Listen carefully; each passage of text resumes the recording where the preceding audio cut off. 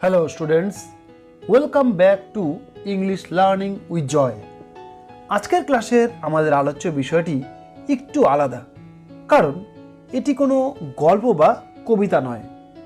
Mother টেরিজাকে নরওয়ের রাজধানী অসলোতে তার সমগ্র বিশ্বে যন্ত্রণাবিদ্ধ মানুষের জন্য স্বার্থহীনভাবে কাজ করার জন্য তাকে যে নোবেল শান্তি পুরস্কারটি দেওয়া হয়, সেটি নেওয়ার পর উনি যে বক্তৃতা দিয়েছিলেন, সেই ফেমাস স্পিচটি হলো আজকের আমাদের আলোচ্য বিষয়, যেটি West Bengal Council of Higher Secondary এডুকেশনের অন্তর্গত ক্লাস 11-এ ইনক্লুড করা আছে। মাদার টেরেসা, যার original name Agnes Gonxha Bojaxhiu, 1910 সালের 26শে অগাস্ট ম্যাসিডোনিয়ার স্কোপজিতে তিনি জন্মগ্রহণ করেন। তার এই মহান বক্তব্যে আমরা প্রচুর ধর্মীয় বিষয় ও ঘটনার উল্লেখ পাব। বক্তব্যটি সরল, অথচ এটি সমগ্র বিশ্ববাসীর কাছে একটি শক্তিশালী আবেদন করছে। গোটা স্পিচটি একজন মহান ব্যক্তিত্বের সৎ প্রচেষ্টা ও দীর্ঘ অভিজ্ঞতার মাধ্যমে জ্ঞান অর্জনের প্রতিফলন। এটা আমরা আমাদের টেক্সটটি পড়তে পড়তে প্রতিটি ক্ষণে আমরা এটা বুঝতে পারবো। এই স্পিচটি উপযুক্ত বাস্তবসম্মত উদাহরণ ও ঘটনার দ্বারা সমর্থিত হয়েছে। আমি রিকোয়েস্ট করব তোমাদেরকে, তোমরা সামনে বই রেখে মন দিয়ে আজকের ক্লাসটি ফলো করো। দেখবে আস্তে আস্তে লেসনটি তোমাদের কাছে একদম ক্লিয়ার হয়ে যাবে। আর হ্যাঁ, একটি কথা, যেহেতু আজকের টেক্সটটি যথেষ্ট বড় ও একটু জটিল রয়েছে, তাই আমরা 3টি বা 4টি ক্লাসের দ্বারা এই টেক্সটটিকে ভালো করে বোঝার চেষ্টা করব। আজকে তাহলে এটির ফার্স্ট পার্ট শুরু হতে চলেছে। ওকে, লেটস গেট স্টার্টেড।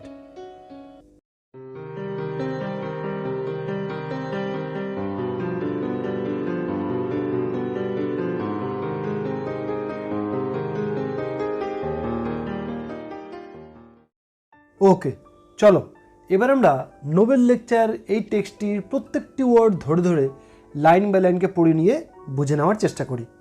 আচ্ছা দেখো, যেহেতু এই তোমাদের টেক্সটটি একটু কঠিন, তাই তোমাদের বোঝার সুবিধার্থে আমি প্রত্যেকটা প্যারাগ্রাফের আগে বাংলাতে সারাংশটি বলে নেব, তারপর প্রত্যেকটি লাইন ধরে ধরে বোঝানোর চেষ্টা করব। তাহলে দেখা যাক প্রথম প্যারাগ্রাফের কি সারাংশতে কি আছে বা কি বলা আছে। এখানে মাদার টেরেসা ঈশ্বরকে ধন্যবাদ জ্ঞাপনের মাধ্যমে তার নোবেল বক্তৃতা শুরু করছেন এবং দর্শকদের প্রতি তিনি অনুরোধ করছেন যেন সেন্ট ফ্রান্সিসের প্রার্থনাটি তারা যেন উচ্চারণ করে, কারণ সেই প্রার্থনাটি 500 বছর আগে রচিত হলেও আধুনিক যুগের একজন প্রকৃত ঈশ্বরের উপাসকের সমস্যার সঙ্গে তার যথেষ্ট সিমিলারিটি আছে। Okay, as we have gathered here together to thank God for the Nobel Peace Prize, আজ যখন আমরা একসাথে মিলিত হয়েছি নোবেল শান্তি পুরস্কারের জন্য ঈশ্বরকে ধন্যবাদ জ্ঞাপনের উদ্দেশ্যে, I think it will be beautiful that we pray the prayer of Saint Francis of Assisi, which always surprises me very much. আমার মনে হয় খুব সুন্দর হয় যদি আমরা অ্যাসিসির সেন্ট ফ্রান্সিস রচিত প্রার্থনাটি দিয়ে আমরা শুরু করি, যেই প্রার্থনাটি আমাকে সবসময় বিস্মিত করে দেয়। আচ্ছা এখানে দেখো, সেন্ট ফ্রান্সিস অফ অ্যাসিসি কে ছিলেন? তিনি ছিলেন 13th সেঞ্চুরিতে একজন বিখ্যাত একজন Saint. Okay, we pray this prayer every day after Holy Communion because it is very fitting for each one of us. যে প্রার্থনাটি আমাকে সর্বদা বিস্মিত করে, সেই প্রার্থনাটি আমরা প্রতিদিন পবিত্র মিলন সভায় উচ্চারণ করি, কারণ ওই প্রার্থনা আমাদের প্রত্যেকের জন্য একদম উপযুক্ত বলে আমি মনে করি। And I always wonder that 400 to 500 years ago, as Saint Francis of Assisi composed this prayer that they had the same difficulties that we have today. As we compose this prayer that fits very nicely for us also. আমি সবসময় ভেবে আশ্চর্য হই যে 400 থেকে 500 বছর আগে অ্যাসিসির Saint Francis যখন এই প্রার্থনা সঙ্গীতটি রচনা করেছিলেন, তখন আজকের দিনে যে অসুবিধা ও বাধাগুলো আমরা সম্মুখীন হচ্ছি বা যেই সমস্যাগুলোর আমরা সম্মুখীন হচ্ছি, সেই একই সমস্যাগুলো তাদেরও ছিল। I think some of you already have got it, so we will pray together. আমার মনে হয় আপনাদের মধ্যে কেউ কেউ ইতিমধ্যেই এটা জানেন, তাই আমরা সবাই একসঙ্গে প্রার্থনাটি এবার শুরু করব। আচ্ছা, এবার আমরা প্যারাগ্রাফ নাম্বার 2 এর সারাংশ মধ্যে কী আছে আমরা একটু দেখে নিই। এখানে মাদার টেরেসা ঈশ্বরকে ধন্যবাদ জানাচ্ছেন এবং যীশু খ্রিস্টের প্রতি তার কৃতজ্ঞতা জ্ঞাপন করছেন। যীশু বা যীশুখ্রিস্ট ঈশ্বরের মূর্ত রূপ এবং ঈশ্বরের সন্তান। ঈশ্বর তার সন্তানকে পৃথিবীতে পাঠিয়েছিলেন যাতে মানুষ পরম শান্তি লাভ করতে পারে। Okay, let us thank God for the opportunity that we all have together today. যে সুযোগ আজ আমরা একসাথে হবার সুবাদে পেয়ে গেছি, তার জন্য আসুন আমরা সবাই ঈশ্বরকে ধন্যবাদ জানাই। For this gift of peace that reminds us that we have been created to live that peace. কারণ শান্তির এই উপহার আমাদের স্মরণ করিয়ে দেয় যে সেই শান্তি উপভোগ করার জন্যই আমাদের জন্ম। And Jesus became man to bring that good news to the poor. এবং প্রভু যীশু জন্মগ্রহণ করেছিলেন এই শান্তির সুখ সংবাদ গরিবের কাছে বয়ে আনার জন্যই। আচ্ছা দেখো, এখানে যে জেসাস কথা যেটা বলা আছে, সেই জেসাসটাকে একটু বুঝে নিতে হবে। এখানে জেসাস বলতে যীশুখ্রিস্টের কথা এখানে বলা হয়েছে। যীশুখ্রিস্ট কে ছিলেন? যীশুখ্রিস্ট ছিলেন খ্রিস্ট ধর্মের প্রবর্তক। তাকে নাজারেথের যিশু নামেও ডাকা হয়। আনুমানিক 7 থেকে 2 খ্রিস্টপূর্বাব্দের মধ্যে তিনি জন্মগ্রহণ করেন এবং আনুমানিক 30 থেকে 33 খ্রিস্টাব্দের মধ্যে তাকে ক্রুশবিদ্ধ করা হয় বলে আমরা ধরতে পারি বা এটাই মনে করা হয়। খ্রিস্ট ধর্মাবলম্বীরা বিশ্বাস করেন যে তিনি একজন ঈশ্বরের পুত্র। সারা বিশ্ব জুড়ে এই যীশুখ্রিস্টের অসংখ্য অনুগামী ছড়িয়ে আছে। Okay, he being God became man in all things like us except sin. এখানে বলা হয়েছে স্বয়ং ঈশ্বর হয়েও তিনি সর্ববিষয়ে আমাদের মতো মানুষ রূপে আবির্ভূত হয়েছিলেন, কেবলমাত্র আমাদের পাপটুকু ছাড়া। মানে মাদার টেরেসা বলছেন যীশুখ্রিস্ট একজন ঈশ্বর ছিলেন, তা সত্ত্বেও আমাদের জন্য, মানব জাতির জন্য তিনি এই পৃথিবীতে মানুষ রূপে আবির্ভূত হয়েছিলেন, কিন্তু তার মধ্যে কিন্তু মানুষের মতন পাপ ছিল না। পাপ বলতে খ্রিস্টানরা বিশ্বাস করেন যে 7টি মারাত্মক পাপ আছে। সেগুলো কি কি? সেগুলো হলো ক্রোধ, লোভ, অলস্য, অহংকার, কাম, ঈর্ষা ও ঔদারিকতা। এই সব জিনিসগুলোকে পাপ বলে ধরা হয় এবং যীশুখ্রিস্টের মধ্যে, মানে অ্যাকর্ডিং টু মাদার টেরেসা, যীশুখ্রিস্টের মধ্যে এই পাপগুলো কিন্তু ছিল না। ওকে, and he proclaimed very clearly that he had come to give the good news. এবং তিনি স্পষ্টভাবে ঘোষণা করেছিলেন, তিনি বলতে এখানে যীশুখ্রিস্টের কথা এখানে বলা হয়েছে, তিনি স্পষ্টভাবে ঘোষণা করেছিলেন যে তিনি এই পৃথিবীতে অবতীর্ণ হয়েছেন শুভ বার্তাটি দেওয়ার জন্যই। The news was peace to all of goodwill, and this is something that we all want, the peace of heart. সেই সুখবার্তাটি হলো সকলের জন্য শান্তি ও সদিচ্ছা, এবং যে জিনিসটা আমরা সকলের চাই, কি?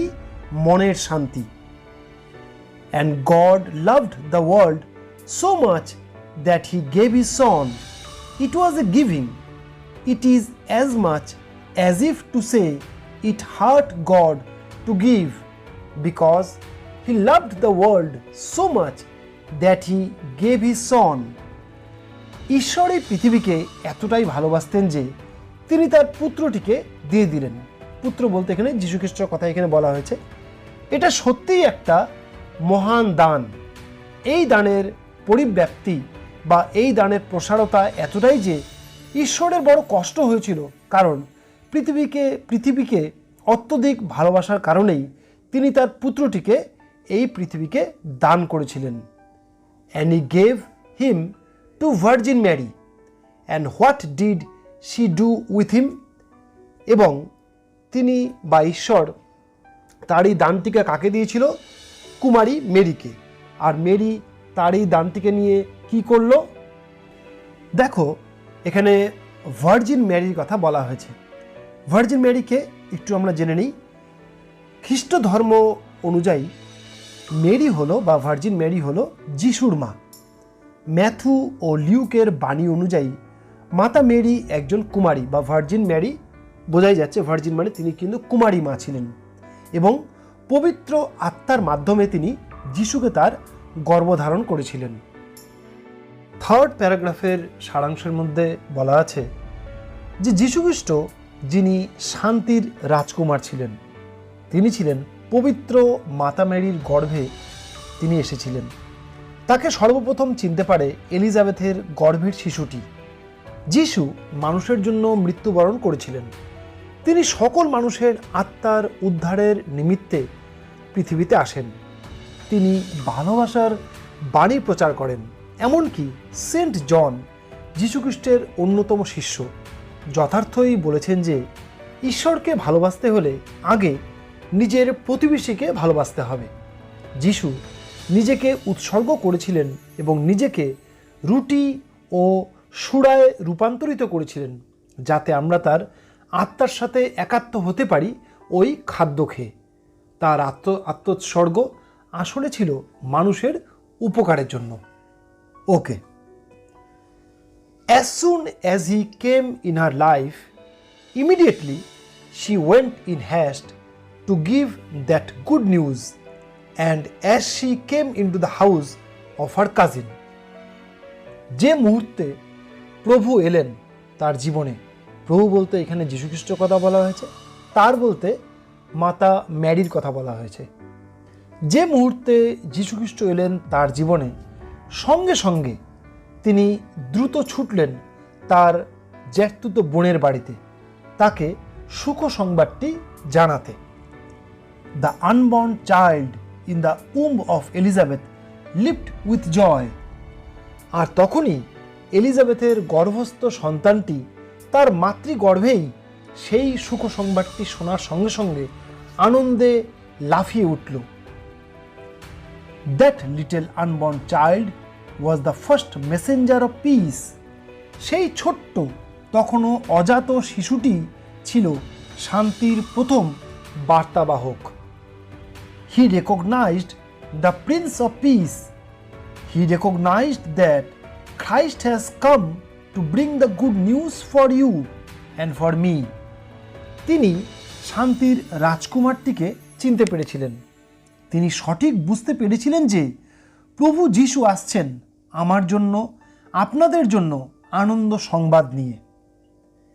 And as if that was not enough, He died on the cross to show that greater love, and He died for you and for me, and for that leper, and for that man dying of hunger, and that naked person lying in the street, not only of Calcutta, but of Africa, and New York, and London, and Oslo, and insisted that we love one another as He loves each one of us.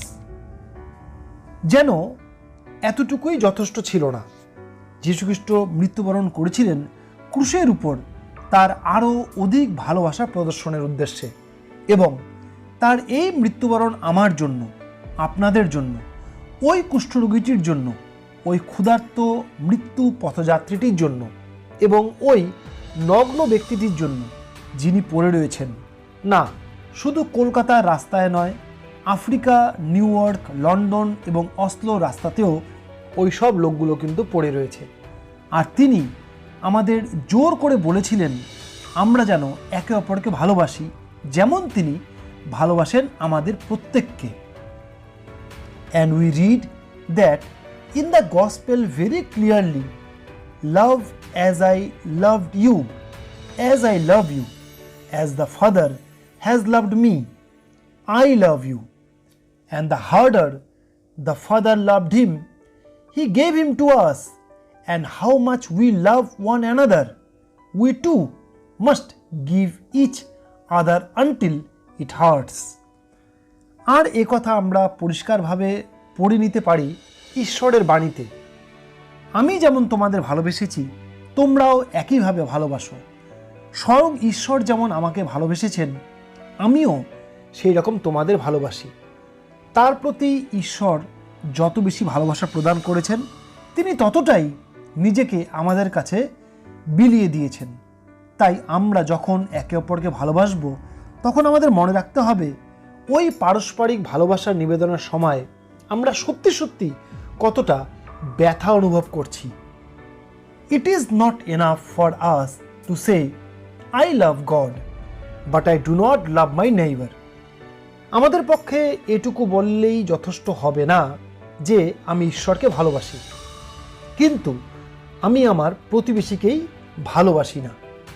Saint John says you are a liar if you say you love God and you wouldn't love your neighbour.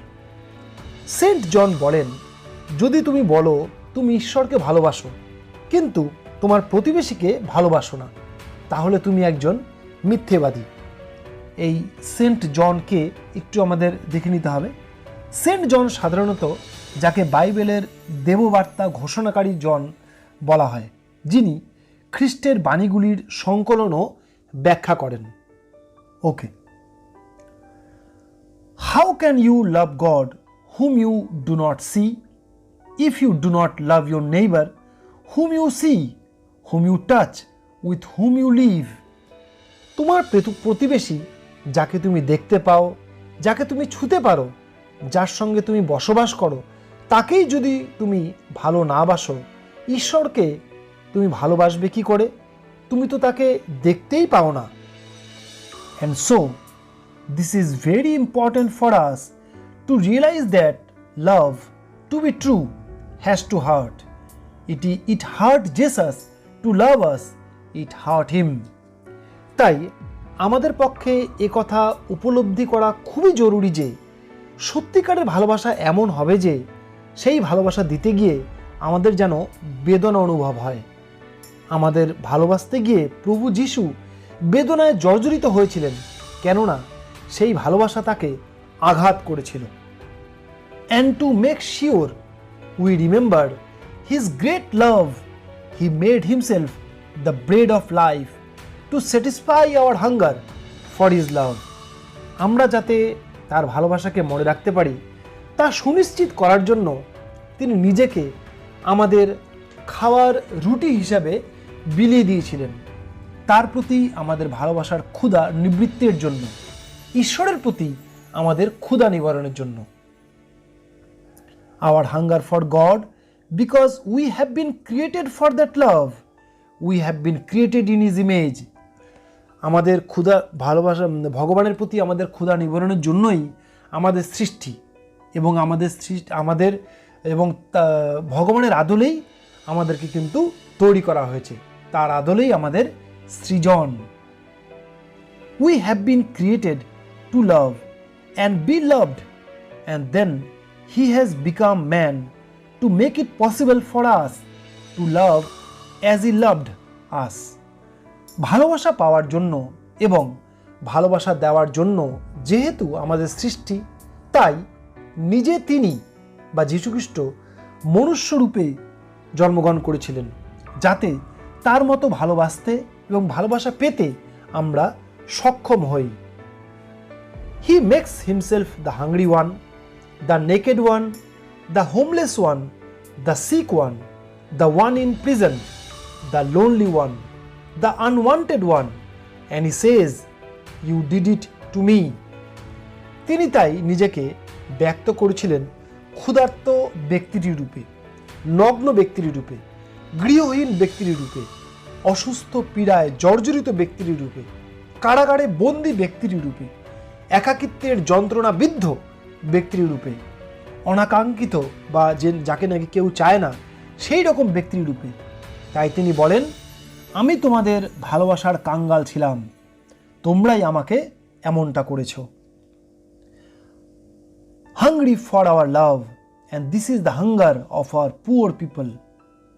আমাদের মধ্যে বসবাসকারী লোকদের মধ্যেও সেই একই রকম কিন্তু ক্ষুধা রয়েছে। This is the hunger that you and I must find. It may be in our own home.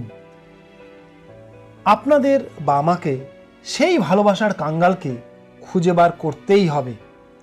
হতে পারে সেই অন্বেষণ আমাদের নিজেদের গৃহের ভিতরেই কিন্তু চালাতে হবে। তাহলে দেখো, আমরা এই থার্ড প্যারাতে দেখতে পাচ্ছি মাদার টেরেসা খুব সুন্দর করে যীশুখ্রিস্ট কেন এই পৃথিবীতে এসেছিলেন, তার কি কাজ ছিল, তিনি কেন জন্মগ্রহণ করেছিলেন এবং তিনি কি বোঝাতে চেয়েছিলেন, সেই জিনিসটি খুব সুন্দর করে তিনি বাস্তব সম্বন্ধ বা বাস্তব রূপে তিনি ভালো করে তিনি ব্যাখ্যা করেছিলেন বা তিনি সুন্দর করে বলেছেন। ওকে, এবার ফোর্থ প্যারাগ্রাফের সারাংশ অনুযায়ী কি বলা আছে একটু দেখা যাক। মাদার টেরেসা মানুষের জীবনে ভালোবাসা ও যত্নের গুরুত্বের উপর জোর দিচ্ছেন। তিনি বলছেন যে আর্থিক সচ্ছলতা কখনো একজন মানুষের হৃদয়ে শান্তি আনতে পারে না বা তার মুখে হাসি ফোটাতে পারে না। মাদার টেরেসা তার ব্যক্তিগত অভিজ্ঞতা তুলে ধরছেন। তিনি একটি বৃদ্ধাশ্রমের কথা বলছেন, যেখানে তিনি বহু বৃদ্ধ বাবা মায়েদের দেখেছেন যাদেরকে তাদের সন্তানরা সেখানে রেখে এসেছে এবং নিজেরা অন্য জায়গায় থাকে। বাবা মায়েরা বৃথাই আশা করতে থাকেন যে তাদের ছেলেমেয়েরা তাদের সঙ্গে দেখা করতে আসবেন। সুতরাং বৃদ্ধ মানুষ যারা অসহায়, এমনকি ও অসুস্থ বোধ করছেন, তাদের আমাদের উপযুক্ত যত্ন নেওয়াটা খুবই প্রয়োজন। ওকে, I never forget an opportunity I had in visiting a home where they had all these old parents of sons and daughters who had just put them in an institution and forgotten maybe.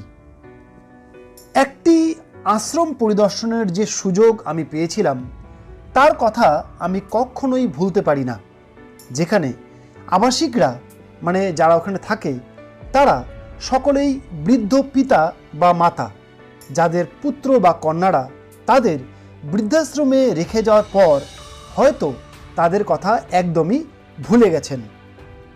And I went there and I saw in that home they had everything, beautiful things, but everybody was looking towards the door. আমি সেখানে গিয়েছিলাম এবং দেখেছিলাম সেই আশ্রমে সব কিছুই আছে এবং সেগুলি সব সুন্দর সুন্দর জিনিস, কিন্তু সেখানের আবাসিকরা প্রত্যেকেই তাকিয়েছিলেন দরজার দিকে। And I did not see a single one with their smile on their face.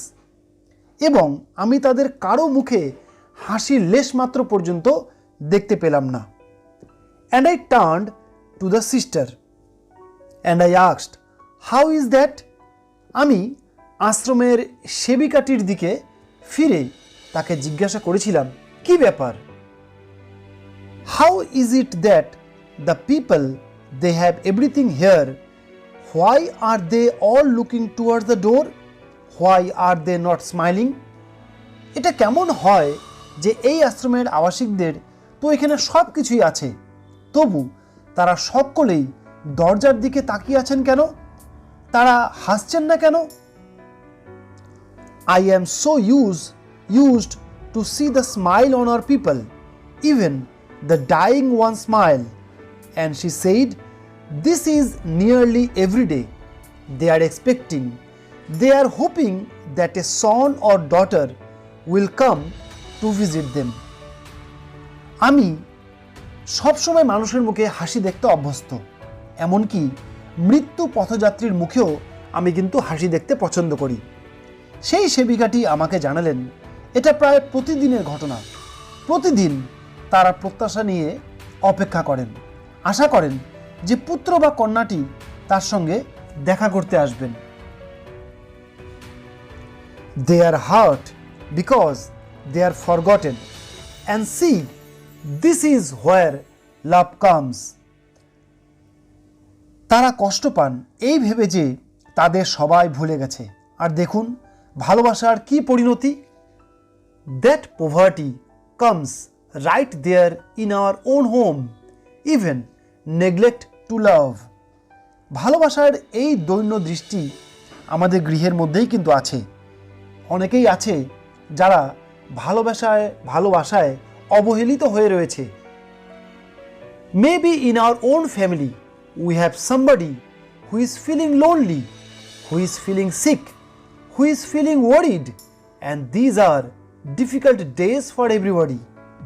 হতে পারে আমাদের পরিবারেই কেউ একজন ভীষণ নিঃসঙ্গ বোধ করছেন, বা অসুস্থ বোধ করছেন, বা উদ্বেগের মধ্যে দিন কাটাচ্ছেন, এবং এই সময়টা আমাদের প্রত্যেকের কাছেই কিন্তু খুব কঠিন সময় হয়ে দাঁড়ায়।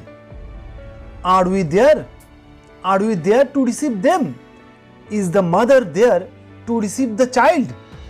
আমরা কি আছি পরিবারের সেই সদস্যদের পাশে? তাদেরকে স্নেহের সাথে নিজেদের মধ্যে গ্রহণ করে নিতে আমরা কি তাদেরকে পারছি? শিশুটির মা কি আছেন তার সন্তানটিকে স্নেহের আলিঙ্গনে জড়িয়ে ধরতে? দেখো, এই 4th প্যারাগ্রাফের মধ্যে মাদার টেরেসা খুব সুন্দর করে একটা বাস্তবসম্বন্ধ উদাহরণের দ্বারা তিনি বুঝিয়েছেন যে আমাদের জীবনে ভালোবাসার দাম কতটা। পয়সা কড়ি থাকলেই যে ভালোবাসা থাকে না বা স্নেহ থাকে না, এটা তিনি কিন্তু একদম ভালো করে বুঝিয়ে দিয়েছেন। ওকে, আজকের ক্লাসটি তাহলে এতটুকু পর্যন্তই থাকলো। ক্লাসটি ভালো লাগলে তোমাদের চ্যানেল ইংলিশ লার্নিং উইথ জয়কে সাবস্ক্রাইব করে বেল আইকনটি অফকোর্স মনে করে প্রেস করে রেখো। আর কোথাও বুঝতে অসুবিধা হলে ভিডিওটির কমেন্ট সেকশনে আমায় প্রশ্ন করো, আমি তোমাদের অবশ্যই প্রশ্নগুলো রিপ্লাই দেব। So take care, good bye.